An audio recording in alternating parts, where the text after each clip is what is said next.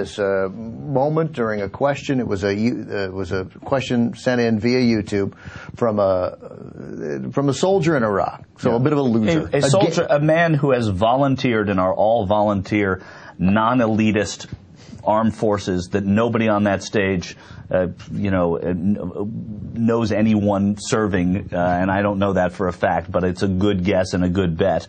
It's someone who is volunteering to serve in our armed forces. So you describe him as somebody who's volunteering to serve in the armed forces. Everybody at the debate would refer to him as a gay loser. Right. Right. Okay. Yeah. So here's the question, and I guess what we have here is Rick Santorum's response. JR, do we have the question included in this? So here's the question from the soldier, you'll see, who just came out. When he initially sent the video in, as we'll hear, he had his face blacked out. So we couldn't see him. But now, since Don't Ask, Don't Tell was repealed, he has decided to reveal his name. Clearly a monumental moment for him, and he asked this question. And the crowd reacts appallingly. In 2010, when I was deployed to Iraq, I had to lie about who I was because I'm a gay soldier, and I didn't want to lose my job. My question is, under one of your presidencies, do you intend to circumvent the progress that's been made for gay and lesbian soldiers in the military? Yeah, this is one of those situations where liberals don't support the troops, right? Because liberals don't want pointless wars being fought where troops have to die unnecessarily, so we're not supporting the troops. Conservatives support the troops, right? Because they want to not fund their benefits when they get back and they have post-traumatic stress disorder.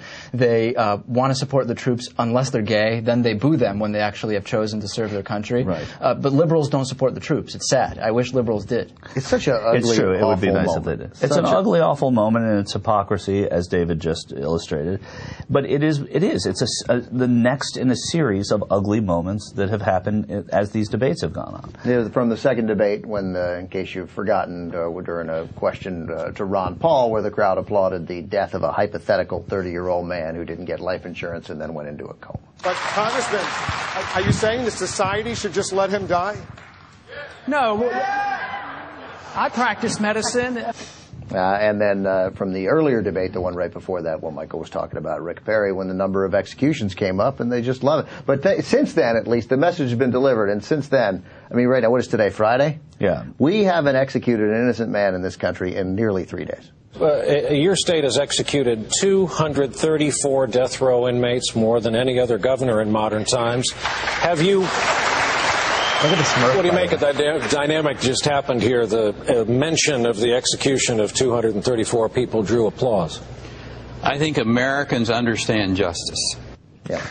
I think Americans understand justice. This counts as valid debate. That's the most incredible thing. Right. That this is a discussion, for example, it is a discussion within the Republican primary race whether people should be, for example, left to die without health insurance or not. Like you can be on either side of that issue and be in the Republican mainstream debate. Yeah. That's what's amazing. It's incredible. And I suspect as the national debate on this goes forward, to give to your point, is that the news media will embrace that as a reasonable argument to have. And it is if you decide that all arguments are reasonable to have. No one would suggest then, by the same token, their extreme case of the government getting involved in a death panel and executing your grandmother because it's too expensive to keep her alive. They'll know that, no, that's not a real argument. Yeah. Why do you think, though, that with politics there seems to be this exception where any extreme is legitimate, any point of view? If we were to think about sports, if after the Super Bowl, if the Patriots beat the Steelers by 5 points, if someone came out and said, my position is that the Steelers actually won, there it would be ridiculous to say, let's consider all views, let's find some kind of middle ground. Yeah. On politics, you can say anything, and it's kind of averaged into the mean of opinions. These are incredibly complicated issues. They're difficult for not just regular people, including us, to understand the intricacies of, but they're incredibly difficult for people covering politics. You know, when I spent 5 years as a reporter, longer. I spent much longer. Sorry, I spent 8, 9 years as a reporter. He does this all the time, by the way. So just let him go with it. This seems obvious now. It's not like you're surrounded by the smartest people in the room when you're in that room. Right. They don't know politics. They weren't raised on caring about it. They weren't told why it matters, and they're not told to understand an issue. They've studied sometimes television. They want to be in television.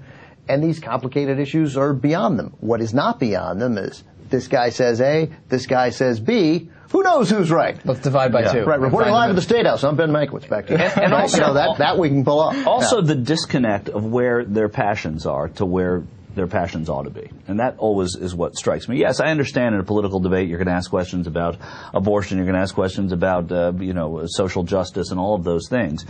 But when you see what motivates these people to support these people, it has nothing to do with jobs. And it has nothing to do with, it has to do with ideology. And the ideology that brings somebody like Rick Perry to say that, to stand up and say, people in America know justice, and that is somehow his 234 executions. I may have the number wrong. I'm not sure, but it was 234 then. I believe I think it's probably 235 now because the guy who killed James Byrd was just executed. Yeah, and then earlier than that, last week, another guy was executed when they had Imagine two in a week. If it was this week, the applause that there would be if it was this week. 236. But it's nice. Sorry. Woo! But no, truthfully, it's the disconnect in what matters and how we define the people we want to be president is extraordinary. People wanted Barack Obama to be president because they found in him hope. They found in him, it's a word, it was on posters, but he represented something in a big way.